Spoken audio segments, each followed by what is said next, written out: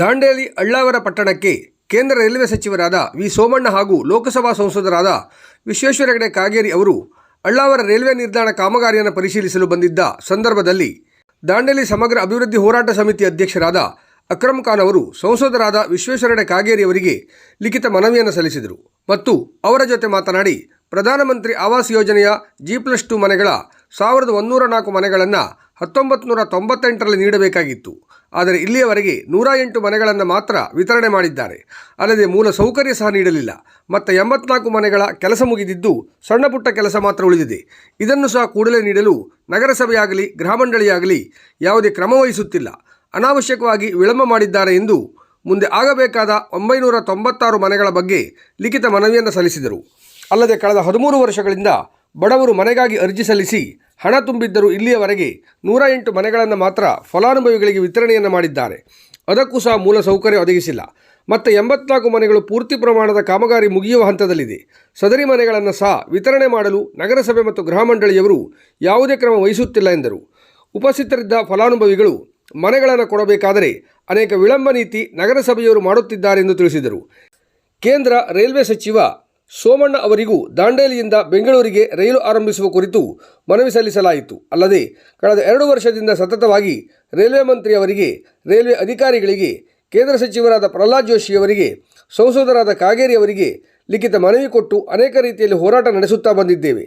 ದಾಂಡೇಲಿಯ ಬೇರೆ ಬೇರೆ ಸಂಘಟನೆಗಳು ಸಹ ಹೋರಾಟಕ್ಕೆ ಬೆಂಬಲಿಸಿದ್ದಾರೆ. ಈಗಾಗಲೇ ಕೇಂದ್ರ ಸರ್ಕಾರವು ಅನೇಕ ರೈಲ್ವೆ ಯೋಜನೆಗಳನ್ನು ತಂದಿದೆ. ರೈಲ್ವೆಯನ್ನು ಆದಷ್ಟು ಬೇಗ ಪ್ರವಾಸಿಗರಿಗೆ ಸಹಾಯವಾಗಲು ಪ್ರಾರಂಭ ಮಾಡಬೇಕು ಎಂದು ಕೇಳಿಕೊಂಡರು. ಸೋಮಣ್ಣ ಅವರು ಮಾತನಾಡಿ, ನಾವು ಸತತ ಪ್ರಯತ್ನ ಮಾಡಿದ್ದೇವೆ. ಈಗಾಗಲೇ 2 ಬಾರಿ ಪತ್ರ ಬರೆದಿದ್ದೇವೆ. ಕಾಗೇರಿಯವರು ಸಹ ಸತತ ಪ್ರಯತ್ನ ಮಾಡುತ್ತಿದ್ದಾರೆ ಎಂದು ಹೇಳಿದರು.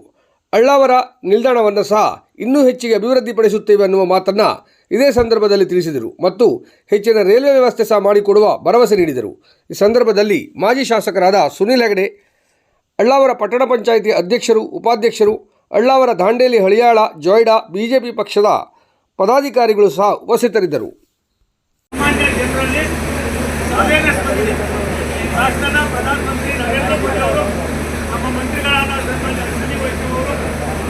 ಯಾವತ್ತೂ ಕೂಡ ರೈಲ್ವೆ ಇಲಾಖೆಯ ಕೆಲಸಗಳಿಗೆ ಆದ್ಯತೆ ಕೊಡ್ತಾ ಇದ್ದಾರೆ. ಕಲಿಸಿದೆ, ಮೋದಿಯವರ ಕಲಿಸಿದೆ.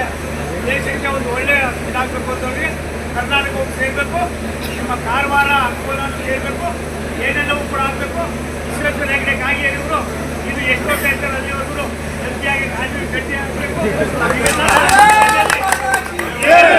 ಆಗಲಿ ಆದರೆ ಒಂದೇನು ನಾವು ಕೆಲಸಕ್ಕೆ ಬಂದಿದ್ದೇವೆ, ಆತ್ಮೀಯತೆ, ವಿಶ್ವಾಸ.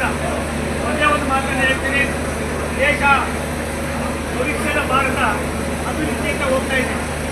ಈ ಅಭಿವೃದ್ಧಿಗೆ ಕಾರಣ ರಾಷ್ಟ್ರದ ನಮ್ಮೆಲ್ಲರ ನೇತಾರರಾದ ಸನ್ಮಾನ್ಯ ನರೇಂದ್ರ ಮೋದಿಯವರು ಅವರ 75ನೇ ವರ್ಷದ ಹುಟ್ಟುಹಬ್ಬವನ್ನು 17ನೇ ತಾರೀಕು ಇವತ್ತು ದೇಶಾದ್ಯಂತ ವಿಶ್ವಾದ್ಯಂತ ಆಚರಣೆ ಮಾಡ್ತಾ ಇದ್ದೀವಿ. ಅದು ನೀವೆಲ್ಲರೂ ಕೂಡ ಕೈಗೊಳಿಸಬೇಕು ಅನ್ನೋ ಮಾತನ್ನು ಹೇಳಿ ಸುಮಾರು ವರ್ಷದ ದಾಂಡೇಲಿ, ಗಂಡಾವರ ಈ ರೈಲು